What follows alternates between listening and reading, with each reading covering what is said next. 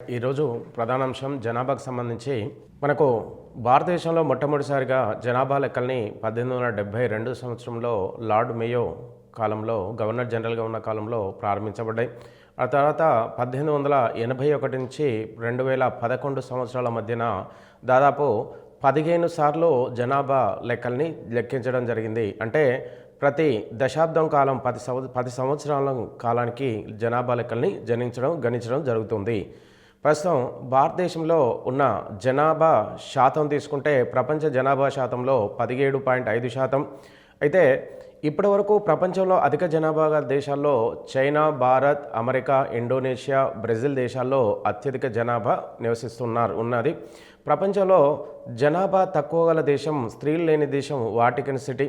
అయితే ప్రస్తుతం ప్రపంచంలో మనకు 100 సంవత్సరాల కాలంలో మనకు జనాభా 1901 నుంచి 1911 సంవత్సరాల కాలంలో అంటే 100 సంవత్సరాల కాలంలో జనాభా అనేది మనకు 5 రెట్లుగా పెరిగినట్లుగా తెలుస్తుంది. ఇక 2001-11 మధ్యకాలం జనాభా పెరుగుదల 17.64%గా పెరిగింది. అంటే దశాబ్ద కాలంలో 2001 నుంచి 11 మధ్య కాలంలో ఇంత మన జనాభా రేట్ అనేది పెరుగుదల అనేది కలిగింది. 2011 ప్రకారము ఆంధ్రప్రదేశ్ జనాభాని 8,46,65,533గా నమోదైంది. ఇందులో తెలంగాణ జనాభా 3.51 కోట్ల జనాభాగా మనకు ఉంది. ఏపీలో 2001-11 మధ్య జనాభా పెరుగుదల రేటు తెలంగాణతో కలుపుకొని 10.98%గా ఉంది. అధిక జనాభా గల రాష్ట్రాలు భారతదేశంలో ఉత్తరప్రదేశ్ మొదటి స్థానంలో దాదాపుగా 19.5 కోట్ల జనాభా, మహారాష్ట్ర రెండో స్థానం, బీహారు, పశ్చిమ బెంగాల్ మొదటి 3-4 స్థానాల్లో ఉన్నాయి. జనాభాలో తెలంగాణ 12వ స్థానంలో ఉంది. మనకు జనాభా విస్తీర్ణంలో తెలంగాణ 12వ స్థానంలో ఉంది. ఇక ఆంధ్రప్రదేశ్ భారతదేశ జనాభాలో 10 స్థానంలో ఉంటే మనకు తెలంగాణ 12వ స్థానంలో జనాభాలో ఉంది. జనాభా తక్కువ గల రాష్ట్రాల్లో తీసుకుంటే భారతదేశంలో సిక్కిం మొదటి అతి తక్కువ జనాభా కలిగింది, రెండవ అతి తక్కువ జనాభా కలిగింది మిజోరాం. అధిక జనాభా కలిగిన కేంద్రపాలిత ప్రాంతం తీసుకుంటే ఢిల్లీ. భారతదేశంలో అత్యధిక జనాభా కలిగిన రాష్ట్రాల్లో ప్రాంతాల్లో మనకు ఢిల్లీ మొదటి స్థానంలో ఉంది. 1.67 కోట్ల జనాభా కలిగి ఉంది ఢిల్లీ. తక్కువ జనాభా కలిగిన కేంద్రపాలిత ప్రాంతం తీసుకుంటే లక్షద్వీపులు 64,473 మంది మనకు లక్షద్వీపులో నివసిస్తున్నారు. కేంద్రపాలిత ప్రాంతాల్లో అత్యధిక జనాభా ఢిల్లీలో ఉంటే అతి తక్కువ జనాభా లక్షద్వీపులో నమోదైంది. తెలంగాణలో అధిక జనాభా గల జిల్లా రంగారెడ్డి 52.70% మన తెలంగాణలో ఉంది. ఇక తక్కువ జనాభా గల జిల్లా తెలంగాణలో నిజామాబాద్ 25.5 లక్షల జనాభా. మనకు రంగారెడ్డిలో 52.7 లక్షల జనాభా. ఇక భారత్లో జనాభా పెరుగుదల రేటు ఎక్కువగా రాష్ట్రం తీసుకుంటే మేఘాలయ. అంటే 2001 నుంచి 2011 మధ్యన 27.82% జనాభా పెరుగుదల అనేది ఇక్కడ నమోదైంది. జనాభా పెరుగుదల గల రాష్ట్రము రుణాత్మకంగా అతి తక్కువ జనాభా పెరుగుదల నాగాలాండ్లో -0.47%గా ఉంది. ఇక జనాభా పెరుగుదల రేటు ఎక్కువగా గల రాష్ట్రం తీసుకుంటే రంగారెడ్డి.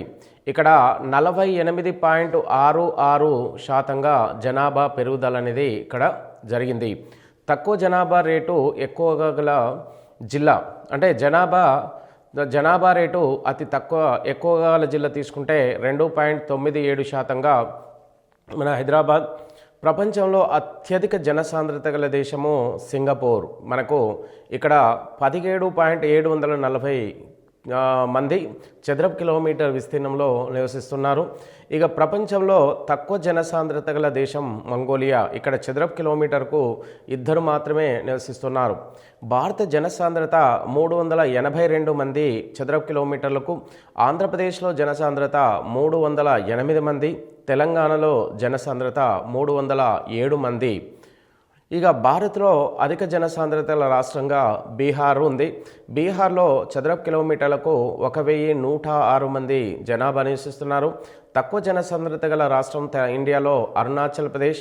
ఇక్కడ 17 మంది తక్కువ చదరపు కిలోమీటర్లకు ఉంటే, అధిక జనసాంద్రత గల కేంద్రపాలిత ప్రాంతంగా తీసుకుంటే 9,340 మంది మనకు చదరపు కిలోమీటర్లకు.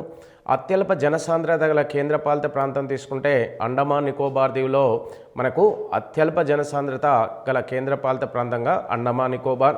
ఇక్కడ చదరపు కిలోమీటర్కు 46 మంది నివసిస్తున్నారు. తెలంగాణలో అత్యల్ప జనసాంద్రత గల జిల్లా ఆదిలాబాద్, 170 మంది మాత్రమే ఇక్కడ నివసిస్తున్నారు. ఇక భారత్లో స్త్రీ పురుష నిష్పత్తి 943:1000. అంటే 1000 మంది పురుషులుంటే స్త్రీలు 943 మంది మాత్రమే ఇక్కడ భారతదేశంలో ఉన్నారు. స్త్రీలు ఎక్కువగా గల రాష్ట్రం తీసుకుంటే మన 1000 మంది పురుషులకు కేరళ రాష్ట్రంలో 1084 మంది స్త్రీలు ఉన్నారు. ఇక అతి తక్కువ స్త్రీ జనాభా గల రాష్ట్రం తీసుకుంటే హర్యానా, 1000 జనాభా పురుషులకు 879 జనాభా స్త్రీలు ఉన్నారు. స్త్రీలు ఎక్కువగా గల కేంద్రపాలిత ప్రాంతం తీసుకుంటే పాండిచ్చేరి. కేంద్రపాలిత ప్రాంతంలో అత్యధికంగా స్త్రీ జనాభా 1038 మంది ఉన్నారు. స్త్రీలు తక్కువ గల కేంద్రపాలిత ప్రాంతం తీసుకుంటే 618 మాత్రమే స్త్రీలు ఉన్నారు 1000 మంది పురుషులకు. డామన్ డయ్యూలో. తెలంగాణలో ఎక్కువ స్త్రీలు గల జిల్లా నిజామాబాద్, 1040 మంది స్త్రీలు 1000 మందికి. తక్కువ స్త్రీలు గల జిల్లా తీసుకుంటే మనకు హైదరాబాద్, 954 మంది మాత్రమే స్త్రీలు ఇక్కడ ఉన్నారు 1000 మంది పురుషులకు. భారత్లో గ్రామీణ జనాభా శాతం తీసుకుంటే 68.84% మంది ఎక్కువ గ్రామీణ జనాభా భారతదేశంలో ఉన్నట్టుగా తెలుస్తుంది. భారత్లో మన పట్టణ జనాభా 31.6% మాత్రమే భారత్లో పట్టణ జనాభా ఉంది. మనకు సాధారణంగా పట్టణ జనాభా మనకు గ్రాడ్యువల్లీ పెరుగుతూ ఉండడం ఇక్కడ జరుగుతుంది.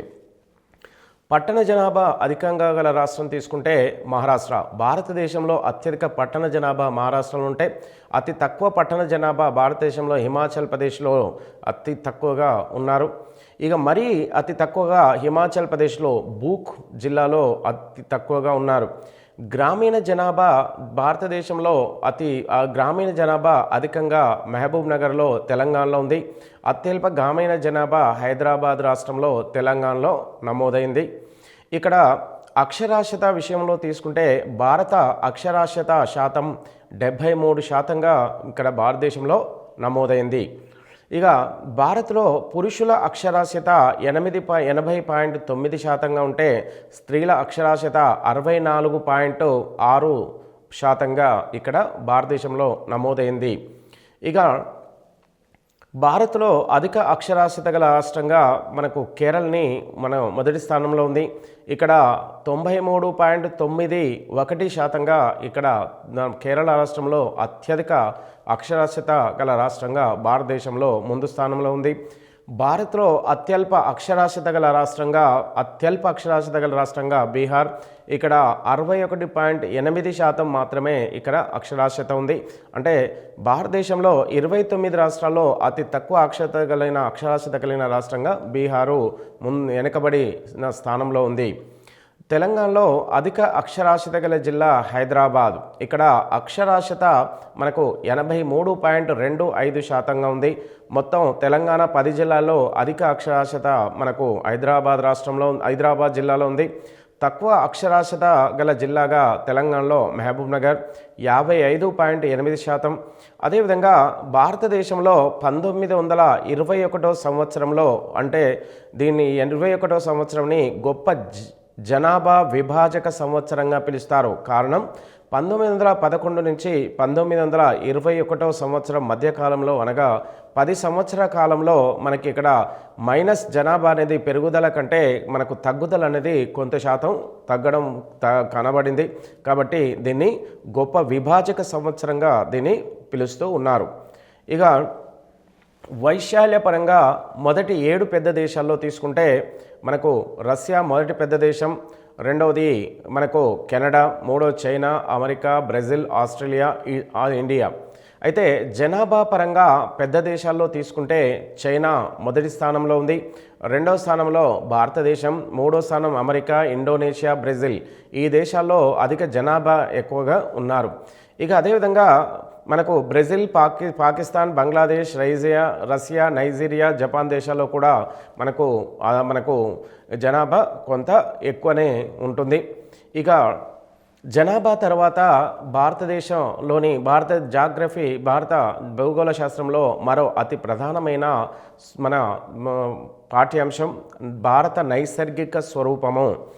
అయితే భారత నైసర్గిక స్వరూపం అనగా భారత ఖండ ఉపరితలంపై సముద్ర మట్టం నుంచి ఖండ ఉపరితలంపై ఉన్నటువంటి ఎత్తైన ప్రాంతాలని భూస్వరూపాలు లేదా నైసర్గిక స్వరూపాలుగా పిలుస్తూ ఉంటారు. మన భూ ఉపరితలం పైన ప్రపంచంలో 4 రకాల భూస్వరూపాలు మనకు కనబడుతుంటాయి. అందులో అత్యంత ఎత్తులో ఉన్నది మనకు పర్వతంలో, రెండవది మన కొండలు, మూడవది పీఠభూమి, నాలుగవది మైదానంలో. అయితే పర్వతంలో అనగా సముద్ర మట్టం నుంచి 900 మీటర్ల కంటే ఎక్కువ ఎత్తు కలిగి ఎక్కువ వాలును కలిగినటువంటి భూస్వరూపాన్ని పర్వతములుగా పిలుస్తూ ఉంటారు. అదేవిధంగా కొండలు అనగా సముద్ర మట్టం నుంచి 900 లేదా అంతకంటే తక్కువ ఎత్తు కలిగి ఎక్కువ వాలు కలిగినటువంటి భూస్వరూపాన్ని కొండలు అంటారు. ఇక పీఠభూమి అనగా సముద్ర మట్టం నుంచి 300 మీటర్ల కంటే ఎక్కువ ఎత్తును కలిగి దీని ఉపరితలము సమతలంగా ఉండి ఇది ట్రెపిజియం ఆకారంలో ఉంటుంది. పీఠభూమి సహజంగా అంతర్నిర్మాణం వివిధ రాతి పొరల చేత ఉండి అంతర్నిర్మాణంలో రాతి పొరల మధ్య వివిధ రకాలైనటువంటి ఖనిజాలు కూడా ఎక్కువగా నిల్వలు ఉంటాయి. ఈ పీఠభూమి ఉపరితలంలో అక్కడక్కడ ఎత్తుపల్లాలుండి అక్కడక్కడ కొండలు, గుట్టల వంటి భూభాగాలు కూడా ఉంటాయి. అయితే ఎక్కడైతే పల్ల ప్రాంతం ఉంటుందో ఆ పల్ల ప్రాంతంలోకి వర్షాకాలంలో నీరు ప్రవేశించి సరస్సులుగా, చెరువులుగా ఏర్పడుతూ ఉంటాయి. అటు తర్వాత తీసుకుంటే తీర మనకు ఇక 4వది తీసుకుంటే మైదానాలు అనగా ఇవి సముద్ర మట్టం నుంచి 300 మీటర్ల వరకు ఉండే ఎత్తును కలిగి ఉంటాయి.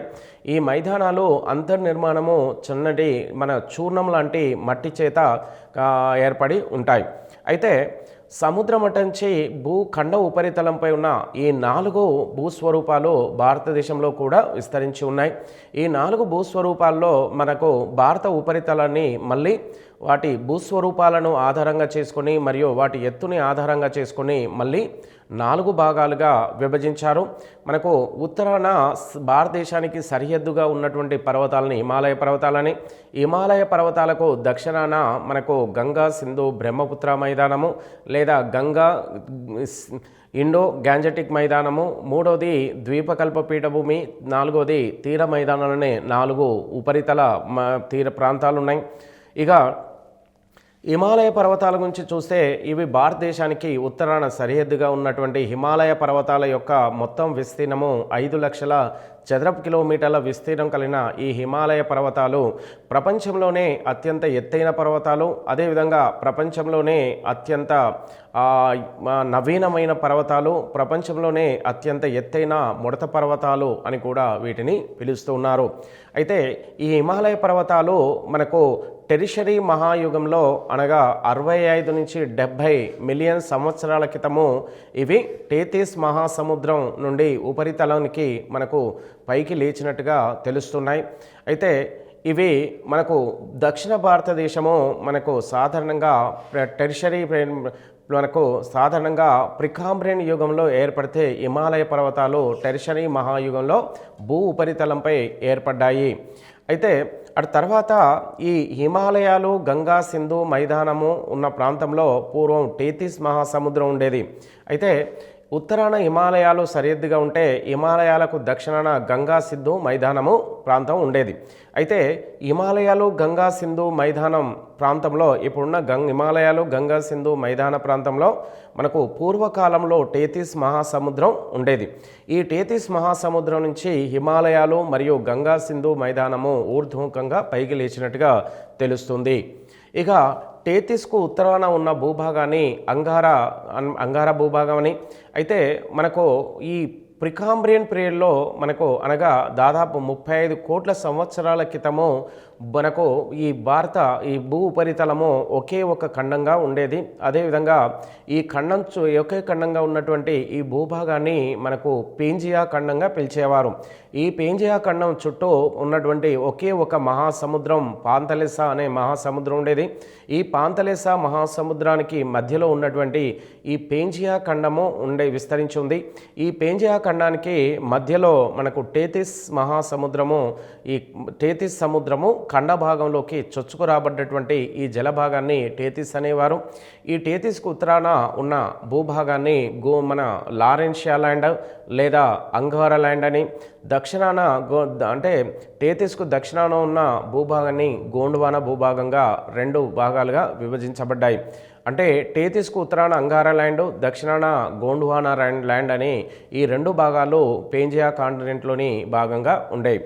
ఈ గోండ్వానా భూభాగంలో దక్షిణ భారతదేశం అనగా పెనిన్సులా పీఠభూమి అనగా ద్వీపకల్ప పీఠభూమి గోండ్వానా భూభాగంలో భాగంగా ఉండేది. అయితే ఈ అంగారా భూభాగం ఉత్తరాన ఉన్న అంగారా భూభాగము, దక్షిణాన గోండ్వానా భూభాగం ఈ 2 ఒకదానికొకటి దూరంగా కదలడం చేత టేతిస్ సముద్ర అంతర్భాగంలో సంపీడన బలాలు ఏర్పడి అవి సంపీడన బలాలు విరూపాకార బలాల వల్ల అవక్షేప శిలలు ముడతలు పడి పైకి లేచి హిమాలయాలుగా ఏర్పడ్డాయి. అంటే మనకు టేతిస్ సముద్ర అంతర్భాగంలో ఉన్నటువంటి వివిధ రకాల అవశేషాలు, రాళ్ళు, రప్పలు, చెత్త చెదారం, గులకరాళ్ళు, వివిధ రకాలైనటువంటి భూస్వరూపాలు వాటిపైన మనకు అంతర్భాగంలో ఖండాలు విడిపోయే క్రమంలో ఒక రకమైనటువంటి బలాలు ఏర్పడ్డాయి. ఆ బలాలని సంపీడన బలాలుగా పిలవడం జరుగుతుంది.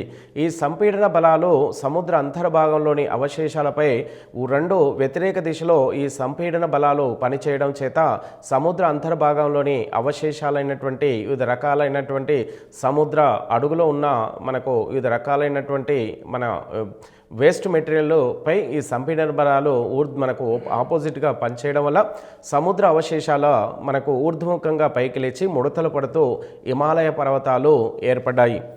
ఇక హిమాలయాలు మనకు సాధారణంగా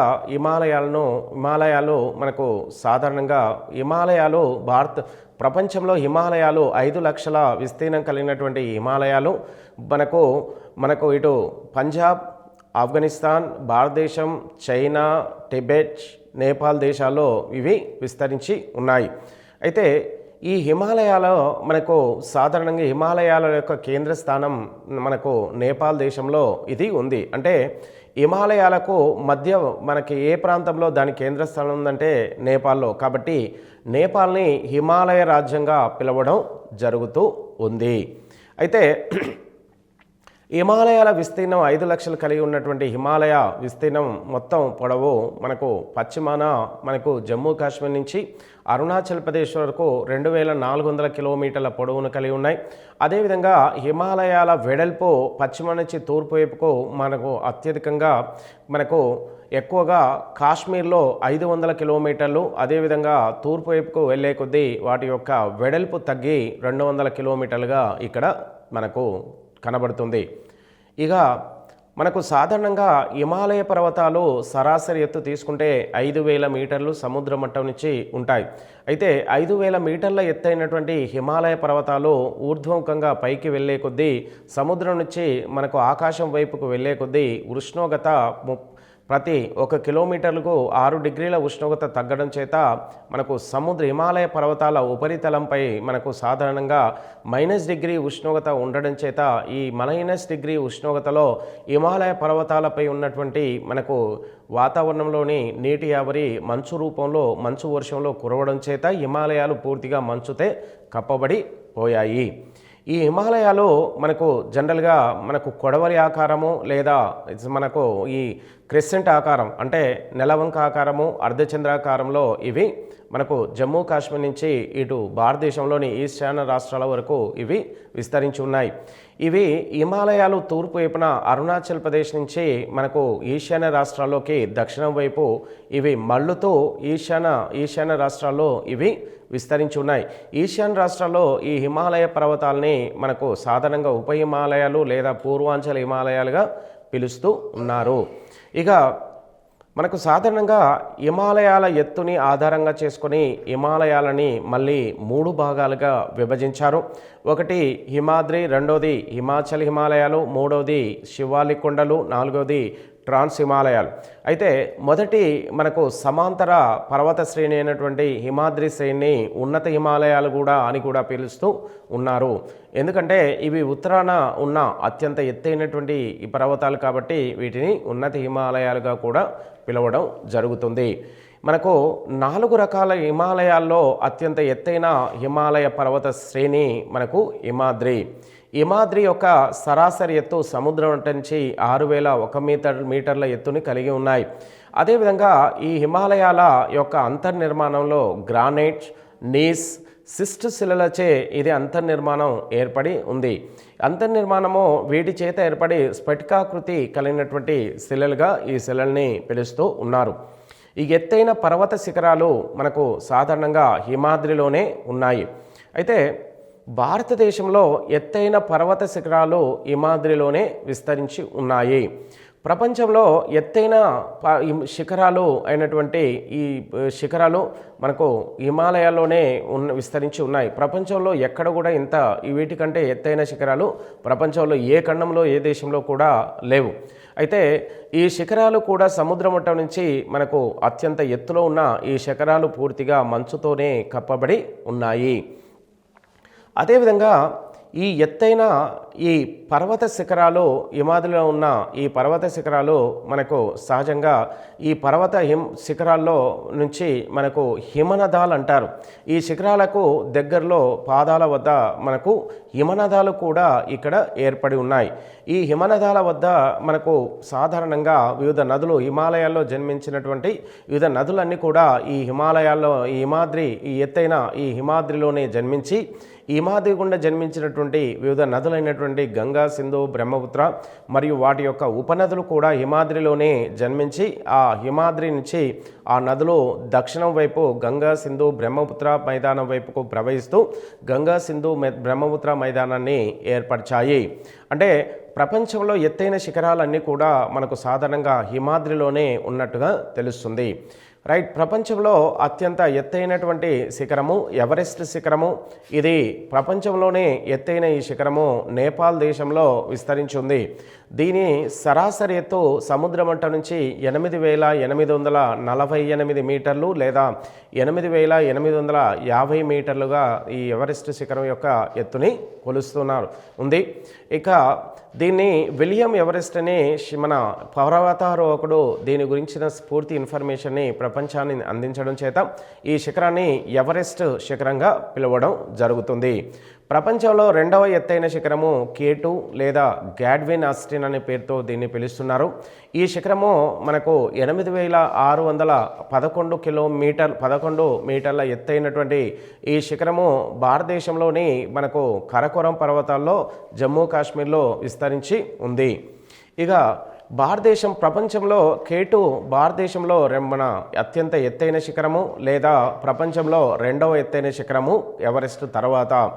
అయితే ప్రపంచంలో ఎత్తైన శిఖరము భారతదేశంలో జమ్మూ కాశ్మీర్లో కరకోరం పర్వతాల్లో ఉంటే ప్రపంచంలో 3వ ఎత్తైన శిఖరమైనటువంటి కాంచనజంగా శిఖరము ఇది కూడా భారతదేశంలో సిక్కిం రాష్ట్రంలో ఇది మనకి హిమాద్రి పైన విస్తరించి ఉంది. ఈ సిక్కింలో ఉన్న ఈ కాంచనగంగా యొక్క ఎత్తు సముద్ర మట్టం నుంచి 8598 మీటర్ల ఎత్తు కలిగిన ఈ కాంచనగంగా శిఖరము భారతదేశంలో 2వ ఎత్తైనది K2 తర్వాత. ప్రపంచంలో కాంచనగంగా 3వ ఎత్తైన శిఖరము. మొదటిది ఎవరెస్ట్, రెండవది K2. ఇక తర్వాత 3వది తీసుకుంటే మాకాలు శిఖరము. ఇది కూడా మనకు నేపాల్ దేశంలోనే విస్తరించి ఉంది. ఇది 8471 మీటర్ల ఎత్తుని కలిగి ఉంది. ఇక అటు తర్వాత తీసుకుంటే ధవళగిరి శిఖరము. ఈ శిఖరము మనకు నేపాల్ దేశంలో ఈ ధవళగిరి శిఖరము విస్తరించి ఉంది. ఇక చోవోయ్ అనే మరొక శిఖరము ఇది కూడా నేపాల్లోనే ఉంది. ఆ తర్వాత అన్నపూర్ణ శిఖరము, దీన్నే మనకు గౌరీ శంకర్ శిఖరంగా కూడా పిలుస్తున్నారు. ఇది కూడా నేపాల్ దేశంలోనే ఏర్పడి విస్తరించు. ఇక తర్వాత తీసుకుంటే నందాదేవి అనే ఈ శిఖరము ఉత్తరాఖండ్ రాష్ట్రంలో ఉంది. అటు తర్వాత నంగా ప్రభత్ అనే ఈ శిఖరము జమ్మూ కాశ్మీర్లో విస్తరించింది. అటు తర్వాత నామ్చా బరూవా అనే మరొక శిఖరము, ఇది అరుణాచల్ ప్రదేశ్లో హిమాద్రిపై ఉంది. ఇక తర్వాత తీసుకుంటే హిమాచల్ శ్రేణి. ఇక హిమాలయాల్లో 4 భాగాలుగా ఉన్న హిమాలయాల్లో మనకు హిమాద్రి తర్వాత ఉన్నటువంటి రెండవ శ్రేణి హిమాచల్ శ్రేణి. దీన్ని మధ్య లేదా నిమ్న హిమాలయాలు అని పేరుతో కూడా పిలుస్తూ ఉన్నారు. ఎందుకంటే హిమాద్రికి దక్షిణాన ఉంది, ఇది హిమాద్రికి దక్షిణాన మరియు శివాలిక్ ఉత్తరాన ఉండడం చేత దీన్ని మధ్య హిమాలయాలు, ఇది హిమాద్రికి దక్షిణాన ఉండడం వల్ల దీన్ని నిమ్న హిమాలయాలు అనే పేరుతో కూడా దీన్ని పిలుస్తూ ఉన్నారు. అయితే ఈ హిమాలయాలు మనకు సరాసరి ఎత్తు 1000 నుంచి 4500 మీటర్ల ఎత్తు కలిగినటువంటి ఈ హిమాలయాలు పూర్తిగా ఇవి శ్రేణులుగా విచ్ఛిన్నం చెంది ఉన్నాయి. అంటే శ్రేణులు అనగా 2 లేదా అంతకన్నా ఎక్కువ పర్వతాలు కలిసి ఉంటే దాన్ని శ్రేణి అంటారు. అయితే ఇవి హిమాలయాలు మనకు సాధారణంగా మనకు హిమాద్రి పైన ఉన్నటువంటి హిమనదాలలో ఉన్నటువంటి మంచు కరిగి వివిధ నదులు హిమాద్రిలో ఏర్పడి ఆ నదులు హిమాచల్ గుండా ప్రవహించడం చేత ఇవి శ్రేణులుగా విచ్ఛిన్నం చెంది ఇవి మనకు హిమాచల్ శ్రేణులుగా వీటిని పిలుస్తున్నారు. అయితే హిమాచల్ యొక్క సరాసరి పొడవు జమ్మూ కాశ్మీర్ నుంచి అరుణాచల్ ప్రదేశ్ వరకు 2400 కిలోమీటర్ల పొడవుని కలిగి ఉన్నాయి. ఇక హిమాద్రి పర్వత శ్రేణుల్లో పర్వత వాలు ప్రాంతంలో పూర్తిగా మంచుతోనే కప్పబడి ఉండడం చేత హిమాద్రి పర్వత ప్రాంతంలో వాలు ప్రాంతంలో ఎలాంటి వృక్షాలు అరణ్యాలు లేకుండా ఉన్నాయి. అదేవిధంగా హిమాచల్ శ్రేణి ఉపరితలంలో కొంత మంచుతో ఉన్నప్పటికీ దాని పర్వత పాదాల వద్ద కొంత మంచు అనేది మనకు లేకుండా ఇవి ఉండడం చేత మనకు హిమాచల్ పర్వత శ్రేణి పాదాల వద్ద మనకు ఈ పర్వత వాలు ప్రాంతంలో సతత హరిత శృంగాకార అరణ్యాలు పెరుగుతూ ఉన్నాయి. అంటే హిమాచల్ శ్రేణి పర్వత వాలు ప్రాంతంలో మనకు ఎలాంటి వృక్షాలు పెరుగుతాయంటే సతత హరిత మరియు శృంగాకార లేదా ఓక్ అడవులు ఇక్కడ ఎక్కువగా పెరుగుతూ ఉంటాయి. అయితే సతత హరిత అరణ్యాలు అత్యంత సాఫ్ట్గా ఉంటాయి, అత్యంత కఠినంగా ఉంటాయి. సతత హరిత అరణ్యాలు అత్యంత కఠినంగా ఉంటాయి, శృంగాకార అరణ్యాలు అత్యంత మెత్తగా సాఫ్ట్గా ఉండే అడవులు. ఈ 2 రకాల అరణ్యాలు కూడా ఈ ప్రాంతంలో పెరుగుతూ ఉంటాయి. అయితే సతత హరిత అరణ్యాలు సముద్ర మట్టానికి మనకు ఈ హిమాచల్కు కింది ప్రాంతంలో పెరిగితే శృంగాకార అరణ్యాలు కొంత ఎత్తు ప్రాంతంలో మనకు సాధారణంగా 3300 మీటర్ల పైన ఇవి హిమాలయాల పైన పెరుగుతూ ఉంటాయి. అదేవిధంగా హిమాచల్లో పొడవైన పర్వత శ్రేణి. అయితే హిమాచల్ పర్వతాలు హిమాలయాలు హిమాలయ నదుల చేత మనకి ఇవి శ్రేణులుగా విభజించబడి ఇక్కడ హిమాచల్లో ఉన్న అత్యంత పొడవైనటువంటి పర్వత శ్రేణిగా పీర్ పంజల్ పర్వత శ్రేణి పిలవడం జరుగుతుంది. ఈ పీర్ పంజల్ పర్వత శ్రేణి మనకు సాధారణంగా దీని పొడవు 400 కిలోమీటర్లు కలిగి ఇది జమ్మూ కాశ్మీర్లో ఉన్నటువంటి పర్వత శ్రేణి. ఇది మనకు ఇది హిమాచల్లోనే అత్యంత పొడవైనటువంటి పర్వత శ్రేణిగా దీన్ని పిలుస్తున్నారు. ఈ పీర్ పంజల్ పర్వత శ్రేణి మనకు సరాసరి దీని పొడవు 400 కిలోమీటర్లు. ఇది పూర్తిగా జమ్మూ కాశ్మీర్లోనే విస్తరించి ఉన్నటువంటి ప్రాంతము. ఇది మనకు హిమాచల్లోనే అత్యంత పొడవైనది. ఈ పీర్ పంజల్ పర్వత శ్రేణి లో ఉన్నటువంటి అతి ప్రధానమైనటువంటి వేసవిడిది బన్నిహాల్ కనుమ వేసవిడుదలు ఇక్కడ పీర్ పంజల్ పర్వత శ్రేణిపై ఉన్న అత్యంత ఎత్తైనటువంటి మనకు వేసవిడిది గుల్మార్గ్ వేసవిడిది. ఇది భారతదేశంలోనే అత్యంత ఎత్తైనది. ఈ పీర్ పంజల్ పర్వత శ్రేణిలో మనకి ఇక్కడ కొన్ని కనుమలు అనేవి ప్రభుత్వం ఏర్పాటు చేయడం జరిగింది. ఈ కనుమల్లో అతి పెద్దది, అత్యంత వెడల్పైనది, అతి పొడవైనటువంటి కనుమ ఇక్కడ బన్నిహాల్ కనుమ. ఈ కనుమ మనకు సాధారణంగా ఈ కనుమ గుండా మనకు జమ్మూ శ్రీనగర్ అనే ఈ 2 రాజధానులను ఈ కనుమ గుండానే మనకు కలపడం జరిగింది. అయితే ఈ జమ్మూ కాశ్మీర్ రాజధానులు అయినటువంటి మనకు చలికాలంలో మనకు ఈ జమ్మూ క్యాపిటల్గా, సమ్మర్ ఎండాకాలంలో మనకు శ్రీనగర్ రాజధానిగా ఉంటాయి. ఈ రెండు రాజధానులను కలిపేందుకే ఈ రెండు రాజధానులని బన్నిహాల్ కనుమ గుండా మనకు ఈ రోడ్డుని కలిపేందుకు రోడ్డుని ఏర్పాటు చేయడం జరిగింది. పీర్పంజల్ పర్వత శ్రేణికి నైరుతి భాగంలో ధౌలధార్ శ్రేణి ఉంది. ఇది హిమాచల్ ప్రదేశ్లో విస్తరించి ఉంది. అదేవిధంగా మనకు భారతదేశంలోనే అత్యంత లోతైన లోయ అయినటువంటి కాశ్మీర్ లోయ, ఇది హిమాద్రి పీర్పంజల్ శ్రేణుల మధ్య కల అత్యంత లోతైన లోయ ఈ ప్రాంతంలో ఉంది. ఈ కాశ్మీర్ లోయ మనకు లడాక్ పీఠభూమి అయినటువంటి లదాఖ్ జిల్లాలో ఇది ఉంది. ఈ లోయ మనకు కాశ్మీర్ లోయ అనేది వివిధ రకాల పండ్ల వ్యవసాయానికి ప్రసిద్ధి చెందింది. ఇక్కడ కాశ్మీర్ యాపిల్, అదేవిధంగా కాశ్మీర్ స్ట్రాబెర్రీ, అదేవిధంగా కాశ్మీర్ లోయలో ఎన్నో రకాలైనటువంటి వివిధ రకాలైనటువంటి పూలను కూడా పండిస్తూ ఉన్నారు. అదేవిధంగా కుంకుమ పువ్వు కూడా అత్యధికంగా ఈ కాశ్మీర్ లోయలో పండిస్తున్నారు. ఈ కాశ్మీర్ లోయకు దగ్గరలో ఉన్నటువంటి భారతదేశంలోనే అత్యంత లోతైన మంచినీటి సరస్సు అయినటువంటి ఉలార్ సరస్సు కూడా ఈ పర్వత శ్రేణుల మధ్య కాశ్మీర్ లోయలకు దగ్గరలో ఉంది. ఇక ధౌలధార్ శ్రేణి హిమాద్రి పీర్పంజల్ తర్వాత అతి ప్రధానమైనటువంటి మరొక శ్రేణి ధౌలధార్ శ్రేణి. ఇది హిమాచల్ ప్రదేశ్లో విస్తరించున్నటువంటి శ్రేణి. ఈ ధౌలధార్ పర్వత శ్రేణి మనకు సాధారణంగా వివిధ రకాలైనటువంటి వేసవి విడుదలకు, అదేవిధంగా కనుమలకు, మన లోయలకు కూడా ప్రసిద్ధి చెందింది. ఇక ధౌలధార్ శ్రేణిలో ఉన్నటువంటి ప్రధానమైనటువంటి వేసవి విడుదలు తీసుకుంటే మనకు సిమ్లా, ధర్మశాల, ఘంటసాల, చైల్, డలౌసీ, కులు, మనాలి వంటి వేసవి విడుదలు.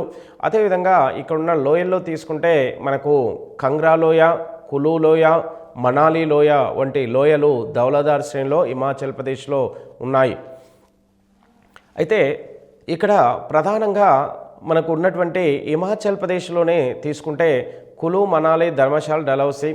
ఇక అదేవిధంగా మరొక వేసవి విడిది పశ్చిమ బెంగాల్లో మనకు డార్జిలింగ్ వేసవి విడిది.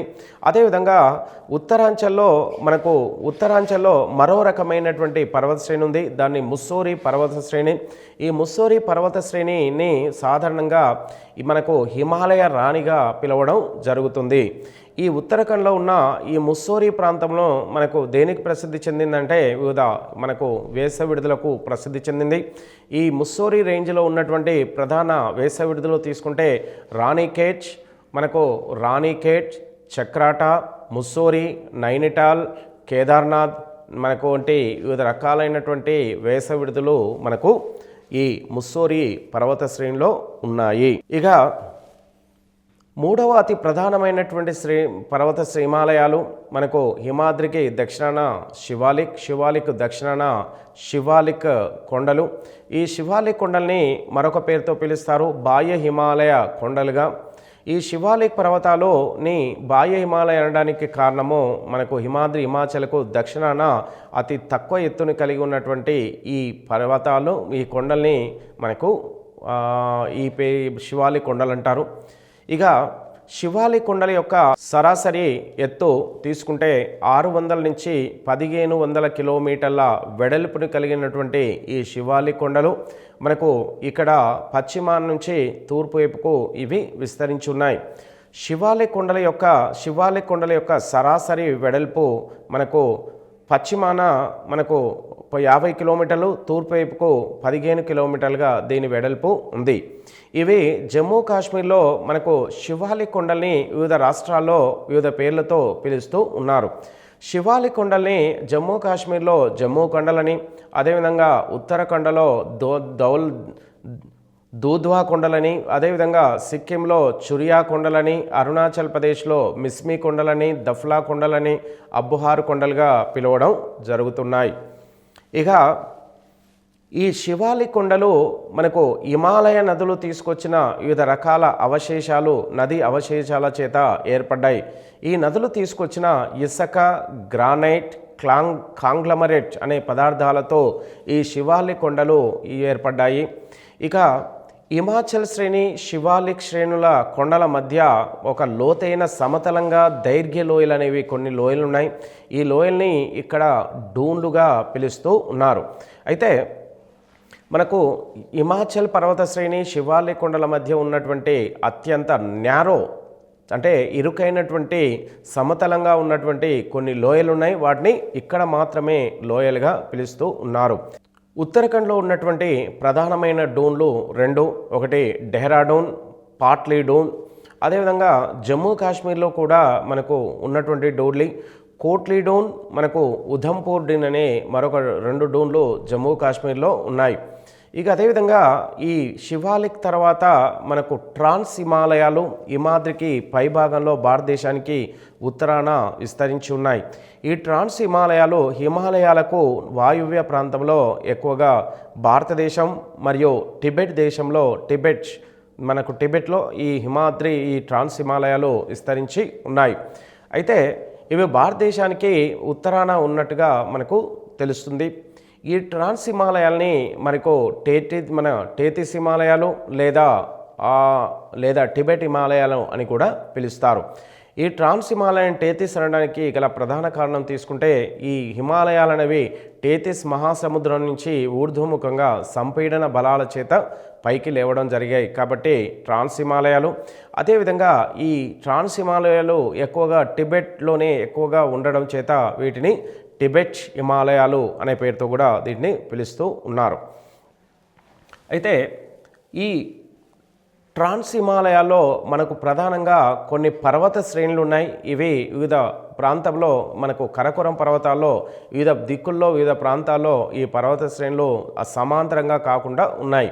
అయితే ఈ ట్రాన్స్ హిమాలయాల్లో ఉన్న ప్రధానమైనటువంటి పర్వత శ్రేణుల్లో మనకు ప్రధానమైనవి కరకోర పర్వత శ్రేణి, లదాఖ్ పర్వత శ్రేణి, జస్కర్ పర్వత శ్రేణి, పామీర్ పర్వత శ్రేణి, కునులున్ పర్వత శ్రేణి, హిందూకుష్ పర్వత శ్రేణి, కైలాష్ పర్వత శ్రేణి. ఈ శ్రేణులు మనకు ట్రాన్స్ హిమాలయాల్లోనే విస్తరించి ఉన్నాయి. అదేవిధంగా ప్రపంచంలో ఎత్తైన రెండవ శిఖరమైనటువంటి ప్రపంచంలో అత్యంత పొడవైనటువంటి మన ట్రాన్స్ హిమాలయ అత్యంత పొడవైనటువంటి పర్వత శ్రేణి అంటే ట్రాన్స్ హిమాలయ అత్యంత పొడవైనటువంటి పర్వత శ్రేణి మన కరకోరం పర్వత శ్రేణి. ఇది భారతదేశానికి ఉత్తర కొనన ఉన్న పర్వత శ్రేణి. ఈ పర్వత శ్రేణి 1050 కిలోమీటర్ల పొడవులో ఉంది. ప్రపంచంలో రెండవ ఎత్తైన శిఖరమైనటువంటి కేడు లేదా గాడ్విన్ ఆస్టిన్ 8611 మీటర్ల ప్రపంచంలో రెండవ ఎత్తైన శిఖరము ఈ కరకోరం పర్వతాలపైన విస్తరించి ఉంది. అయితే ఈ కరకోరం పర్వతాలు పూర్తిగా మంచుతోనే కప్పబడి ఉండడం చేత ఇక్కడ కొన్ని హిమనదాలు కూడా ఇక్కడ ఏర్పడి ఉన్నాయి. అందులో అతి ప్రధానమైనటువంటి హిమనదము సియాచిన్ హిమనదం.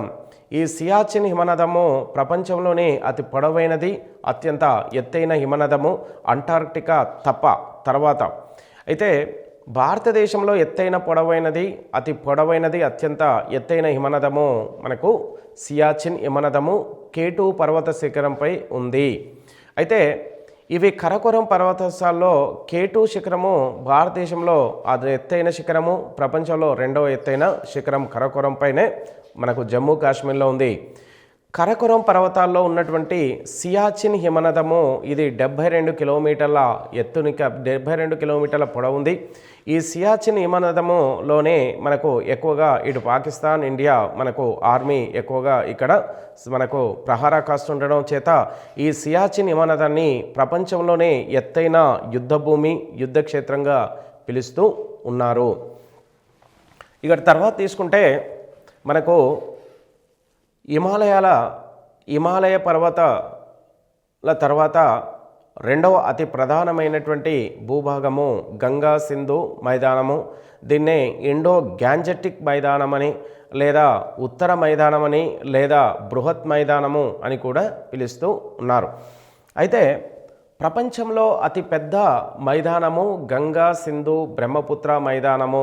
దీని యొక్క విస్తీర్ణము 7 లక్షల చదరపు కిలోమీటర్లు కలిగి ఉంటుంది. అయితే మనకు భారతదేశంలో దక్షిణ భారతదేశము అతి పురాతనమైనది. దక్షిణ భారతదేశంలో మరీ పురాతనమైనది అయినటువంటి దక్కన్ పీఠభూమి. ఈ దక్షిణ భారతదేశం తర్వాత రెండవ పురాతనమైనది హిమాలయ పర్వతాలు, మూడవ పురాతనమైనది గంగా సింధు బ్రహ్మపుత్ర మైదానము. అయితే ఈ గంగా సింధు బ్రహ్మపుత్ర మైదానాన్ని మరొక పేరుతో పిలుస్తున్నారు, బృహత్ మైదానం అని, లేదా ఉత్తర మైదానంగా కూడా దీన్ని పిలవడం జరుగుతుంది. ఈ బృహత్ మైదానం అంటే ప్రపంచంలో అతి పెద్ద మైదానటువంటి ఈ మైదానము ప్రపంచంలో పెద్దది కావడం చేత దీన్ని బృహత్ మైదానంగా పిలుస్తున్నారు. ఇక ఉత్తర మైదానము అని కూడా దీన్ని పిలుస్తూ ఉన్నారు. ఉత్తర మైదానం అనగా భారతదేశంలో ఈ గంగా సింధు మైదానము ఉత్తర ప్రాంతంలో ఉత్తర భారతదేశంలో విస్తరించి ఉండడం వల్ల దీన్ని ఉత్తర మైదానము అని కూడా పిలుస్తూ ఉన్నారు. అయితే ఇక ఈ గంగా సింధు మైదానము మనకు పశ్చిమాన అంటే భారత వాయువ్య ప్రాంతంలో సింధు ముఖద్వారం నుండి గంగా ముఖద్వారం వరకు. సింధు ముఖద్వారం అంటే ఈ సింధు నది అరేబియా సముద్రంలో కలిసే ప్రాంతాన్ని సింధు ముఖద్వారం అంటారు. ఈ సింధు ముఖద్వారము పాకిస్తాన్లోని మనకు కరాచీ పట్టణం వద్ద ఇది బంగాళాఖాతంలో కలుస్తుంది. కాబట్టి సింధు ముఖద్వారము కరాచీ పట్టణం నుంచి మొదలై ఇది పశ్చిమ నుంచి తూర్పు వైపుకు ప్రవహిస్తూ గంగా నది బంగాళాఖాతంలో కలిసే ప్రాంతం వరకు గంగా నది ముఖద్వారం అంటారు. అంటే గంగా నది పశ్చిమ బెంగాల్లో మనకు బంగాళాఖాతంలో కలుస్తుంది. అంటే ఈ సింధు ముఖద్వారం నుంచి గంగా నది ముఖద్వారం వరకు దీని మొత్తం పొడవు 3200 కిలోమీటర్లుగా ఉంది. అంటే ఇక్కడ పాకిస్తాన్ నుంచి ఇటు భారతదేశం వరకు కూడా దీని మొత్తం పొడవు ఉంది. అయితే మనకు ఈ పాకిస్తాన్లో కాకుండా మనకు భారతదేశంలో మాత్రం దీని పొడవు గంగా మైదానం పొడవు 2400 కిలోమీటర్ల పొడవుని కలిగి ఉంది. ఇక అదేవిధంగా మనకు గంగా సింధు మైదానం యొక్క వెడల్పు తీసుకుంటే మనకు 150 నుంచి 300 కిలోమీటర్లుగా దీని యొక్క వెడల్పు ఉంది. గంగా సింధు మైదానాలను వేరు చేసే నది మనకు యమునా నది. అయితే భారతదేశం గుండా ప్రవహిస్తున్న సింధు నది మానస సరోవరం వద్ద జన్మించి భారతదేశంలోకి ప్రవహిస్తూ భారతదేశం సింధు నది గుండా మన జమ్మూ కాశ్మీర్ గుండా ప్రవహిస్తూ ఈ సింధు నది పాకిస్తాన్లోని కరాచీ పట్టణం నుంచి మనకు అరేబియాలోకి ప్రవేశిస్తుంది. ఈ గంగా నది మనకు హిమాద్రి వద్ద ఉత్తరాఖండ్లో జన్మించి ఉత్తరప్రదేశ్, బీహార్, వెస్ట్ బెంగాల్ గుండా బంగాళాఖాతంలోకి ప్రవేశిస్తుంది. అంటే ఈ గంగా సింధు మైదానాలు ఒకటి అరేబియాలో ఒకటి బంగాళాఖాతంలో రెండు ఆపోజిట్ డైరెక్షన్లో ప్రవహించడం వల్ల ఈ రెండు మైదానాలను వేరు చేస్తూ మరొక నది ప్రవహిస్తుంది. ఆ నది యమునా నది. అంటే ఈ రెండు మైదానాల మధ్య ఉన్నటువంటి మరొక మైదానము యమునా మైదానము. ఈ యమునా నది గంగా నదికి మనకు ఉపనదిగా దీన్ని చూస్తాం. ఇక గంగా నది మొత్తం పొడవు 204 కిలోమీటర్లు. భారతదేశానికి వాయువ్య నుంచి భారతదేశానికి ఆగ్నేయ దిశగా ఇది ప్రవహిస్తూ ఉంటుంది. ఇక గంగా వెడల్పు ఎక్కువగా గల ప్రాంతం తీసుకుంటే అలహాబాద్. గంగా నది మనకు ఎక్కువగా వెడల్పుగా ఉత్తరప్రదేశ్ గుండా ప్రవహిస్తూ ఉంది. అంటే సహజంగా గంగా నది అత్యంత ఎత్తైన కొండ పర్వత ప్రాంతాల్లో ఉన్నటువంటి హిమాలయాల్లో ఉత్తరాఖండ్లో జన్మించి ఆ తర్వాత ఇది ఉత్తరాఖండ్లో మనకు దేవప్రయాగ, మనకు హరిద్వార్ నుంచి మన తర్వాత ఉత్తరప్రదేశ్లో మనకు అలహాబాద్ గుండా, ఉత్తరప్రదేశ్ నుంచి పాట్నా అంటే బీహార్, ఆ తర్వాత వెస్ట్ బెంగాల్ అంటే కలకత్తా గుండా ప్రవహిస్తూ ఇది బంగాళాఖాతంలో కలుస్తుంది. అయితే ఈ గంగా నది ఎక్కువ వెడల్పు మనకు ఉత్తరప్రదేశ్లోని అలహాబాద్ వద్ద దీని వెడల్పు ఎక్కువగా ఉంటుంది. ఈ వెడల్పు అత్యధికంగా ఉన్న అలహాబాద్ వద్ద మనకు యమునా నది కూడా మనకు ఉత్తరాఖండ్లోని హిమాద్రిలో జన్మించి ఈ యమునా నది ఉత్తరప్రదేశ్ గుండా ప్రవహిస్తూ ఉత్తరప్రదేశ్లోని అత్యంత వెడల్పుగా ప్రవహించే గంగా నది ప్రాంతమైనటువంటి అలహాబాద్ వద్ద ఇది గంగా నదిలోకి కలుస్తుంది. అలహాబాద్ వద్ద దీని యొక్క వెడల్పు అంటే గంగా నది యొక్క వెడల్పు అత్యధికంగా మనకు అలహాబాద్ వద్ద 280 కిలోమీటర్ల వెడల్పుని కలిగి ఉంటుంది. అయితే ఈ అలహాబాద్ వద్ద గంగా నది మరియు యమునా నది అటు తర్వాత సరస్వతి నది కూడా ఇక్కడ కలవడం చేత ఈ అలహాబాద్ని మనకు ప్రయాగ లేదా త్రివేణి సంగమం అని కూడా పిలుస్తూ ఉన్నారు. అయితే అలహాబాద్ వద్ద గంగా యమున సరస్వతి 3 నదులు కలవడం వల్ల దీన్ని త్రివేణి సంగంగా పిలవడం జరుగుతుంది.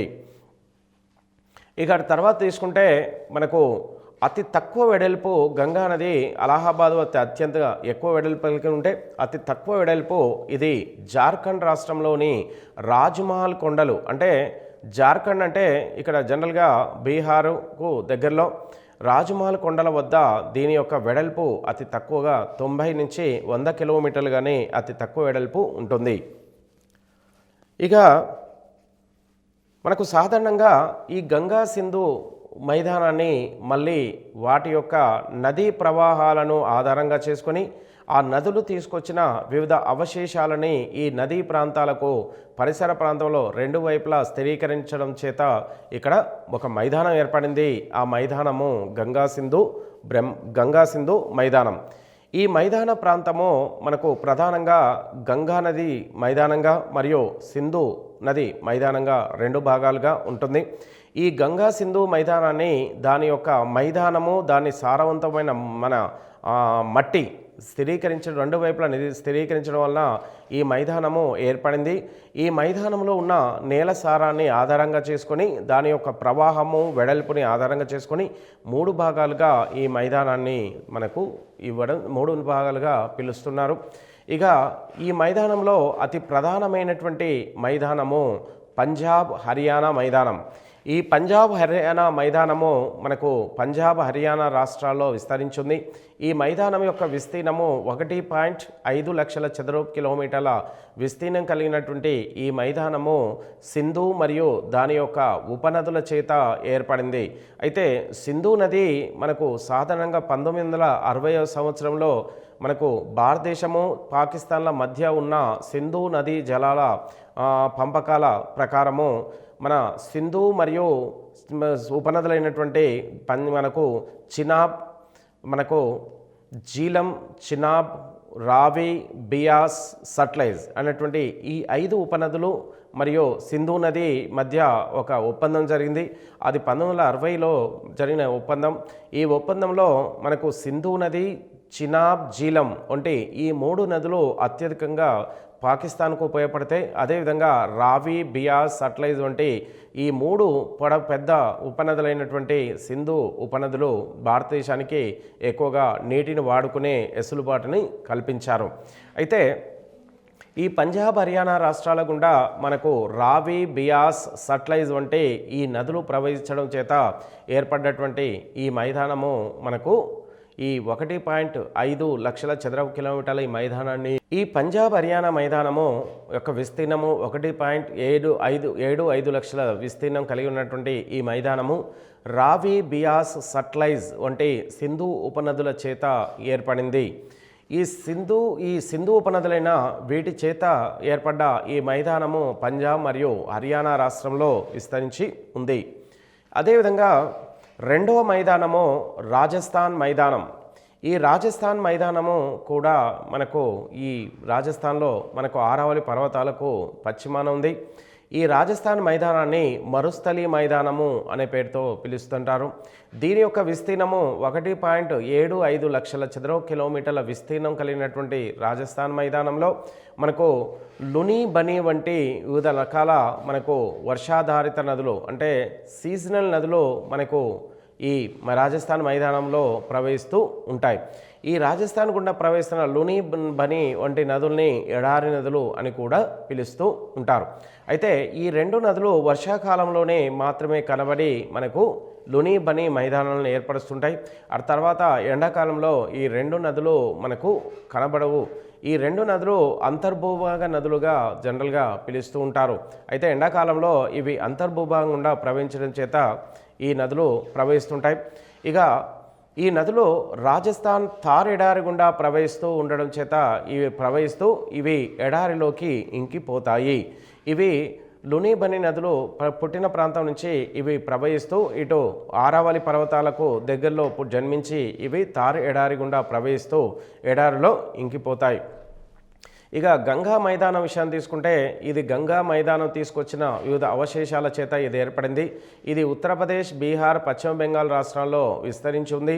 ఇది మన భారతదేశంలోనే అతిపెద్ద మైదానంగా గంగా మైదానంగా పిలుస్తూ ఉంటారు. దీని విస్తీర్ణం తీసుకుంటే ఇది 3 రాష్ట్రాల్లో 3.75 లక్షల చదరపు కిలోమీటర్ల విస్తీర్ణం కలిగి ఉంది. ఈ మైదానంలో గుండా ప్రవహిస్తున్నటువంటి గంగా ఉపనదులు సోను, దామోదర్, చంబల్, కోసి వంటి నదులు ఈ ప్రాంతం గుండా ప్రవహిస్తూ గంగానదిని ఏర్పాటు చేస్తూ ఉన్నాయి. ఈ గంగానది మైదాన ప్రాంతంలో దాదాపుగా భారతదేశంలో ఉత్తర భారతదేశంలో 40% జనాభా ప్రధాన వృత్తిగా వ్యవసాయాన్ని ఎంచుకున్నాయి. ఇక ఉపరితల స్వభావాన్ని బట్టి గంగా మైదానాన్ని మళ్ళీ 5 భాగాలుగా విభజించారు. ఇక ఈ గంగా మైదానం 7 లక్షల చదరపు కిలోమీటర్ల ఈ మైదానాన్ని 3 మైదాన ప్రాంతాలైనటువంటి పంజాబ్ హర్యానా మైదానము, రాజస్థాన్ మైదానము, తర్వాత మనకు గంగా మైదానం, ఈ 3 మైదానాలే కాకుండా ఈ మైదాన ప్రాంతంలో ఇది గంగా సింధు మైదాన ప్రాంతాన్ని మళ్ళీ దాని యొక్క ఉపరితల స్వభావాన్ని ఆధారంగా చేసుకొని 5 భాగాలు విభజించారు. ఒకటి బాబర్ మైదానము, రెండోది బంగర్ మైదానము, ఒకటి బాబర్ మైదానము, రెండోది తెరాయ్ మైదానము, మూడోది బంగర్ మైదానం, నాలుగోది ఖాదర్ మైదానము, ఐదోది రే మైదానం అని 5 భాగాలు విభజించారు. అందులో మొదటిది బాబర్ మైదానం. ఈ బాబర్ మైదానము శివాలిక్ కొండల పాదాల వద్ద ఇది ఏర్పడి ఉంది. ఇది బాబర్ మైదానం విసనకర్ర ఆకారంలో గొలకరాలతో కూడుకొని ఉన్న సచ్ఛిద్ర మండలం. అంటే బాబర్ మైదానాన్ని గొలకరాలతో స్థిరీకరించబడ్డటువంటి మైదానం కావడం చేత దీన్ని గొలకరాల మైదానం అని కూడా పిలుస్తూ ఉంటారు. బాబర్ మైదానము మనకు ఉత్తరప్రదేశ్, పంజాబ్, హర్యానా రాష్ట్రాల్లో విస్తరించి ఉంది. రెండవ మైదానము తెరాయ్ మైదానము. ఈ తెరాయ్ మైదానము దట్టమైన అరణ్యాలతో తేమతో కూడుకొని ఉన్న చిత్తడి ప్రాంతం. అనగా ఈ తెరాయ్ ప్రాంతంలోకి హిమాలయ నదులు తీసుకొచ్చినటువంటి చూర్ణం లాంటి అవశేషాలను తీసుకొచ్చి ఈ ప్రాంతంలో నీటితో పాటు రసాయనిక చర్య చెంది తెరాయ్ మైదానము ఏర్పడింది. ఈ మైదానాన్నే చిత్తడి మైదానం అని కూడా పిలుస్తూ ఉంటారు. ఇది ఉత్తరప్రదేశ్, హర్యానా రాష్ట్రంలో ఇది విస్తరించి ఉంది. ఇక్కడ తర్వాత బంగర్ మైదానం. ఇక ఈ బంగర్ మైదానము గంగా నది తీసుకొచ్చిన వివిధ అవశేషాలచే ఏర్పడంచే ఇది గంగా మైదానము, గంగా ఒండ్రు మైదానంగా దీన్ని పిలుస్తున్నారు. ఈ బంగర్ మైదానాన్ని పురాతన ఒండ్రు మైదానంగా పిలవడం జరుగుతుంది. ఇది బంకమన్నుతో కూడుకొని ముదురు రంగులో ఉంటుంది. కాబట్టి ఈ బంకమన్నుతో కూడుకొని ముదురు రంగులో ఉన్న ఈ ప్రాంతాన్ని పురాతన ఒండ్రు మైదానము లేదా బంగర్ మైదానంగా పిలుస్తారు. ఇది ఉత్తరప్రదేశ్, పంజాబ్ రాష్ట్రాల్లో ఎక్కువ భాగము విస్తరించి ఉంది. ఈ బంగర్ మైదానంలోకి మనకు వర్షాకాలంలో గంగానది యొక్క జల ప్రవాహము, వరద నీరు ప్రవహించడం వలన దీన్ని పురాతన ఒండ్రు మైదానం అంటారు. ఇక తర్వాత 4వ మైదానము ఖాదర్ మైదానము. దీన్ని యంగెస్ట్ ఓల్డ్ అల్లువెల్ స్టైల్ అని పిలుస్తారు. నవీన ఒండ్రు మైదానంగా దీన్ని పిలవడం జరుగుతుంది. ఈ ఖాదర్ మైదానము కొంత భాగము అంతర్భాగంలో ఇసుకతో కూడి లేత రంగులో ఉంటాయి. ఇక్కడ ఈ ప్రాంతం ఖాదర్ మైదానం గుండా గంగా నది మనకు ఈ మైదానం గుండా సమాంతరంగా ప్రవహిస్తూ ఈ నది తూర్పు వైపు ప్రవహిస్తూ బంగాళాఖాతంలోకి ప్రవేశిస్తుంది. అంటే ఖాదర్ మైదానంలో ప్రతిరోజు కొత్త ఒండ్రు మట్టిని ఈ గంగానది తీసుకొచ్చి స్థిరీకరించబడుతుంది. కాబట్టి దీన్ని నవీన ఒండ్రు మైదానం అంటారు. ఇది ఉత్తరప్రదేశ్, పంజాబ్ రాష్ట్రంలో ఈ బంగర్ ఖాదర్ మైదానము ఎక్కువ భాగం విస్తరించి ఉంది. ఇక ఆ తర్వాత తీసుకుంటే 5వ భూభాగం తీసుకుంటే కల్లార్ లేదా రే వంటి మైదానం. ఈ మైదానము మనకు ఈ 4 రకాల మైదానాలకు మనకు వాయువ్య దిశలో ఈ కల్లారు రే మైదానము విస్తరించింది. ఈ కల్లార్ రే మైదానాన్ని మనకు చౌటు నేలలు లేదా లావణీయత కలిగిన అంటే లవణాలు కలిగిన నేలలు స్ఫటికీయ పదార్థాలతో ఏర్పడ్డట్టుగా తెలుస్తుంది. ఈ మైదానము మనకు రే మైదానము అత్యధికంగా మనకు పంజాబ్ రాష్ట్రంలో వాయువ్య ప్రాంతంలో, అదేవిధంగా హర్యానా రాష్ట్రంలో వాయువ్య ప్రాంతంలో, ఉత్తరప్రదేశ్ రాష్ట్రంలో వాయువ్య ప్రాంతంలో ఈ మైదానము ఏర్పడి ఉంది. అయితే ఈ పాఠ్యాంశంలో మనం ప్రధానంగా తెలుసుకున్న అతి ప్రధానమైన విషయం తీసుకుంటే ఈ గంగా సింధు బ్రహ్మపుత్ర మైదానం నుంచి ఎక్కువగా అవకాశం క్వశ్చన్ రావడానికి ఎక్కువగా అవకాశం ఉంది. ఈ మైదాన ప్రాంతం ఎన్ని రాష్ట్రాల్లో ఉంది? ఈ మైదాన ప్రాంతం ఎక్కువగా ఎక్కడ వెడల్పుని కలిగి ఉంది? ఎక్కువగా ఈ మైదాన ప్రాంతం ఏ నది చేత ఏర్పడింది? అటు తర్వాత పంజాబ్లో హర్యానాలో ఉన్న మైదానము, అటు తర్వాత తీసుకుంటే మనకు ఈ గంగా సింధు రాజస్థాన్లో ఉన్నటువంటి మైదానాన్ని ఏమంటారు? ఈ మైదానం గుండా ప్రవహిస్తున్నటువంటి లుని నది, బనీ నదులు మనకు ఈ అంతర్భూభాగ నదులుగా పిలుస్తూ ఉంటారు. ఇక అదేవిధంగా తీసుకుంటే భారత ఉపరితలాన్ని ఎన్ని భాగాలుగా విభజించారు? ఈ భాగాల్లో అతి పురాతనమైన భాగం ఏంటి? ఈ పురాతనమైన భాగమే కాకుండా ఈ ఉపరితలంలో ఉన్న ఈ 4 భూస్వరూపాల్లో అతి పెద్ద భూస్వరూపము మనకు ద్వీపకల్ప పీఠభూమిగా తీసుకోవడం జరుగుతుంది. హిమాలయాల్లో మనకు ఉత్తరాన సరిహద్దుగా విస్తరించినటువంటి హిమాలయాల్లో మనకు ఎన్ని భాగాలు విభజించారు? వాటి యొక్క ప్రాధాన్యత, ప్రపంచంలో వాటి యొక్క పాత్ర అనే అంశాలని మనకు ఈ చాప్టర్లో ఎక్కువగా తీసుకోవడం జరుగుతుంది.